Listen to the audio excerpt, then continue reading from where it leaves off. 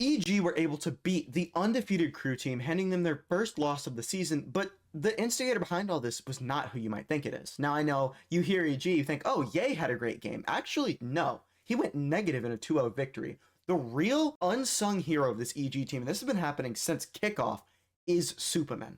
Now I know what you're thinking. He was on there last year and he didn't perform well. Actually, he took a lot of lurk timings that made him look very dumb. However, the going theory for this is he was asked by Potter to take very, very aggressive lurk timings so that they could try and win games. You know that, they don't necessarily have the players, especially last year, to be able to dominate teams, but they were able to pull out wins against teams such as Sentinels because of aggressive lurks.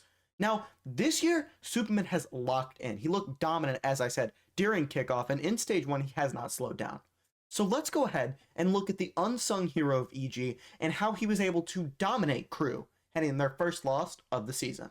Now there's a nice set play here so that crew can go ahead and kill Icy, but EG's attack side on Lotus was honestly some of the most beautiful Valorant I've ever seen.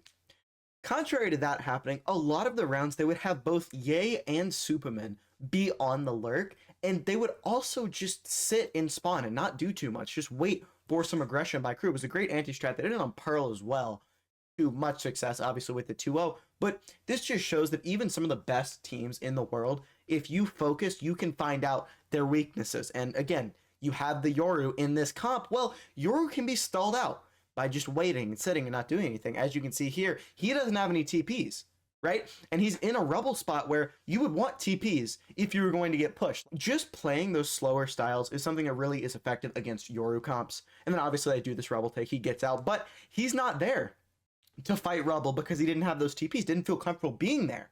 Again, just those small things really can make a huge difference. So don't get me wrong, EG still do lose this round, but they don't lose too anymore. And it's a very, very interesting kind of look inside the mind of Potter, who, again, one of the most well-respected coaches, in my mind, the best coach in Valorant history. Of course, if you have another idea, comment below.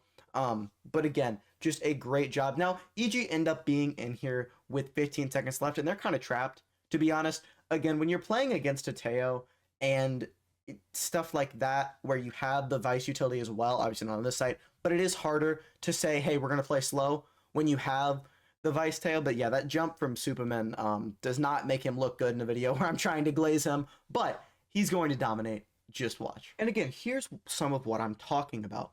You have Ye on B, supamen on A, and the rest of the team over here trying to take Sands with some of the Teo utility, and then, of course, the Prowler. Teo Fade instead of Teo Breach is also a choice, especially when, Breach on Lotus is something that's commonly picked with that Teo. I honestly like it. A bunch of people in my Discord, link in the description, by the way, I'm doing a giveaway for the Battle Pass, but a bunch of people in my Discord have been theorizing about it, and it's really nice to actually see it kind of come to fruition. But again, look, you've taken Sands, but both Ye and supamen are lurking, and the bomb is in between both of them. So it's really nice to see what this can do. And again, look, Kesna doesn't have a TP. He has one set up, but that's it, right? Just stall, stall, stall. And now you're in this aggressive position over here on A. He's backing off because he doesn't feel comfortable being there when his TP runs out. And again, he just goes back for it. I don't know what to do. Again, though, with the lurk, this time it's supamen instead of Ye. Also, this fade kill was really, really funny. I don't know. He didn't see anything from the salvo is my best guess. Like, he didn't see the visual indication and he couldn't hear anything, and then he backed into it and got killed because he was fade ulted. That's my best guess anyways. But EG just do a really, really nice job here, to be quite honest, of, hey, we have sight, now we're going to fight you. And it breaks the crew economy. Again, just really, really exciting attack side kind of ideas. And, probably a nerd version of exciting, but I found it exciting. I would find it exciting if you subscribed even more, though. But crew call a timeout, and then they make an adaptation because of how slow EG's playing. Notice now that Omen is the one TPing over to take rubble control instead of the Yoru. Yoru just runs away. He only has one teleport here, and he knows that with how slow EG have been playing, he's not going to be able to be inserted rubble long term. And again, Melzer stays rubble for a while here, pretty much the entire duration of this kind of feint onto C / backed up with the breach ult. Kesna does end up popping his ult. He's 0-5, by the way, which is not a good look. But he pops his ult. But again, with no TP, he doesn't really know what to do. After Icy gets this first blood, he sees supamen and spawn and goes, well, I need to find some cover. not going to pop out in front of him, and then he just dies. Derek kills Melzer, and yeah, the round is effectively over here for Crew, and honestly was not too good of a showing right there. Again, you're low on money, so he didn't have that second TP bot. I do like the adaptation to put Omen over towards Rubble, where he's going to always have that second TP, right? His TP doesn't run out. I do like that, but the rest of the round was pretty gross. This is a great round to show you what can happen if you don't wait when playing against Yoru. Kesnet gets inserted here, but EG decided to go fast this time, switch up the tempo. He's able to TP out with no issues. Now, then, when Kesnet gets the first blood on Ye, EG kind of reset here. Supamen over lurking in B main, gonna go ahead and molly. Thinks there could be some pressure off that Teo drone, which, to be honest, there definitely could have been, right? I wouldn't put it past a team like Crew to try and take that fight. But down numbers here, they decide to do some map work. As you can see, Omen is still inserted Rubble. Again, they've made this adaptation for the last couple of rounds, and he's there getting all of this information over on A. There's a poison orb that they've set up next to him. Supamen's been throwing it pretty much every round. I just hadn't mentioned it till now, to where you need to get to Rubble to get information. Otherwise, it's blocked off. As you can see, it just bloomed right there. So how does EG counter this? It's really simple. Because Yoru isn't over there, you can just do those, and Melzer has to either drop down or TP out. And he TP's out. Now that they no longer have that control, look at what it does to Kesnet on the map. He doesn't have any TPs TP'd over to A, but he's going to go B. Now, this is something that's arguably a blunder depending on how you look at the game. Nature takes the orb, which gives Kesnet time to come over and try and reinforce this site. The Fatal does come online because of that orb, but you could argue that it didn't do too much, only tagging Shy, who ends up whiffing on a haunt anyways, which is ew. But with low time, EG do exactly what they need to. Supamen is the Superman of this team. I wanted to say that at least once. And again, beautiful job protecting the planter, then getting the ult down. It's going to be pretty much impossible for Crew to retake. Even with this full set of breach utility I have and the Omen paranoia, retaking into a Viper's Pit is annoying. And again, Manzino goes down. Melzer should probably save here, to be honest, but they're down 6-1, and he's kind of thinking about it, and then probably wisely backs off. Supamen is literally 14-0 right now, and here's that Viper orb I was talking about. It denies vision if you're playing a lot more passively over on A, forcing Crew pretty much to try and take Rubble control if they want information on the part of Rubble closer here to see if attackers have scaled. Now, I want to talk about something here. Shy elects to force up into Vandal Regent Shield, no util as the solo Sentinel for his team, and then dies about 9 seconds in. Now, I really don't like feeding into the narrative that Brazilian teams don't use utility. I think that it's overblown because Furia, to be honest, just suck, and that's a big part of their problem. I think Loud, especially during their prime run, kind of dispelled that narrative. But this doesn't help, man.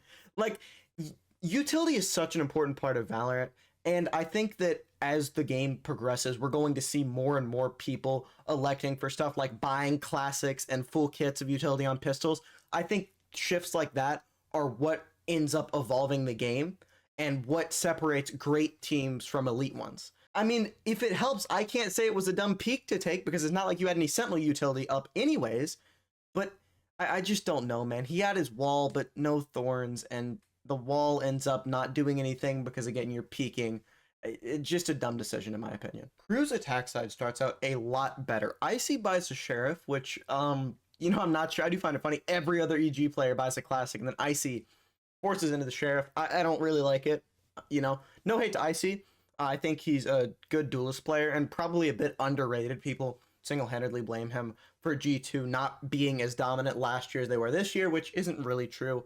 But regardless of all that, now the first blood is in the hands of Crew. The question is, what are they going to do with it? Well, Kesnet is now on Pie Watch, and he ends up getting skills later in this round, so thankfully no Pie for him. But when they go ahead and hit A, they do... Ye does this thing that I don't really like. So, as you know, Crew are playing the Breach Teo. Ye gets into this little corner, and he's going to die because of it. Right here, he goes here. Never go into this spot if you're playing against a Breach, and you cannot teleport out. If he was on the Omen, this would be different. But a Breach here can use their Aftershock, and I'm sure it's happened countless times. Breach uses the Aftershock, and you die. Didn't happen here, obviously. Kesnet decides to lock in. But I just really don't think it's a good adaptation. And as you could see, he wasn't providing much fragging utility on the Clove either. I think he ended the game like 7-10. Yeah, he should be either on Omen or on something completely different. Obviously, you're not playing a Sentinel, so he can't be on the Sentinel role, at least on this map. But again, Kesnet locks in, and crew secure the pistol round. Now, I know some people might be thinking, this video was supposed to be about Supamen. You need to show us something to justify the clickbait. And here, I will. Supamen with a 3K to get a thrifty versus crew and completely stop the momentum from them. See? It's not clickbait. He did do well. Crew would need a miracle to make this comeback, and so they go ahead, hit C, trying to abuse the fact that EG don't have a Vice. This is what a lot of teams will do when they're playing against a team who elects to play the Viper and Clover, Viper and Omen. They don't have the Sentinel, but Viper acts as kind of the Sentinel with this orb here, and it makes them not want to go in, right? No one wants to be decayed, and then the Molly on top of that. So they decide, all right, we're going to go B. The haunt shows Derek that there is nothing, shows nature that there is nothing over on A, so crew pivot B, but both of their initiators are still outside C main, both of them. Now, here is the art of the timing. Teo goes in on a very, very aggressive timing. He dies. Then Menzino goes in on a very passive timing. He also dies. Yeah, both timings just completely destroyed, and there's not much you can do here on site if you're crew. You do have those two stingers, but not really going to be in too good of a place to use them, even though it is a close quarters B site, because you have to fight literally everyone. And even if you did get some good shots off, there are only 20 bullets in those guns. Now, EG are on match point. Supamen is 20-4, and they look on their way to dominate crew. But let's check out this last round. But you've been deceived by Lionzblade, the master of trickery, the master of gaining subscribers if you'd subscribe, because crew are going to have a nice play in here to not make it the last round. Icy gets forced off this lane with the outlaw, then dies. This pretty much screws over nature over here in tree. He can't really do anything with that Odin to defend himself from two separate areas. Does get 2 picks, which is impressive. And again, Yay, prime Yay is back until he dies to this Odin, making it a 2v2. But then Supamen can be your Superman, getting that kill, making it a 1v2. Shy should not be able to clutch this out. In my opinion, Derek and Supamen need to group up together, back off, and then play that retake once Shy plants. They don't.